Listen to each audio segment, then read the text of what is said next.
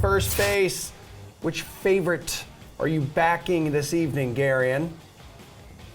I'll go with the Red Sox. They're minus 145 on the money line against the Mets. Red Sox, obviously one of the hotter teams in baseball right now. They're 5-0 in their last 5 games. They've also just been really good at winning games at Fenway Park. They are 35-16 their last 51 home games. So just in general, the Red Sox are in a pretty nice spot. The Mets have been spiraling the last couple of weeks after that big series win against the New York Yankees. The Mets also, crucially in this particular matchup, have not hit left-handed pitching well all season long. They have the 6th lowest OPS in baseball against southpaws. Eduardo Rodriguez has been up and down all season long, but all of the advanced metrics suggest that he's been much better than his ERA would indicate. So I'll roll with Erod. I'll roll with the Red Sox on the money. Okay, Nick, who you rolling with? I'm rolling with the Red Sox as well, and Gary highlighted how the Mets have not been good against left-handed pitching, and that issue's carried into this month as well, as much as they've been a little bit better against lefties this month.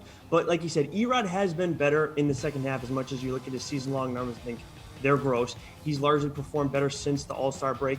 And the big thing for me, too, as much as Stroman has done well, all season, and I seem to getting better in the second half, the Red Sox hit right-handed pitching well.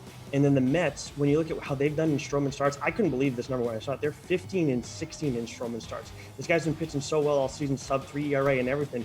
They still can't win ball games behind him, so I have no reason to think they do differently tonight with the Red Sox playing as well as they have. Matt, which favorite are you backing tonight? I don't mind Boston either, and now I'm starting to get a little worried that this is too good to be true. I'm going to go with a different spot, though, that I like a little bit better with the White Sox in the afternoon in Detroit against the Tigers. This has actually been a phenomenon all year, regardless of who's pitching for the Tigers, where even when they're underdogs, they seem to get a lot of the betting attention. I don't really know what that is. Like, there was a while where the Tigers had a win streak going that was probably back in July, but even now, they tend to be one of the more popular teams as underdogs.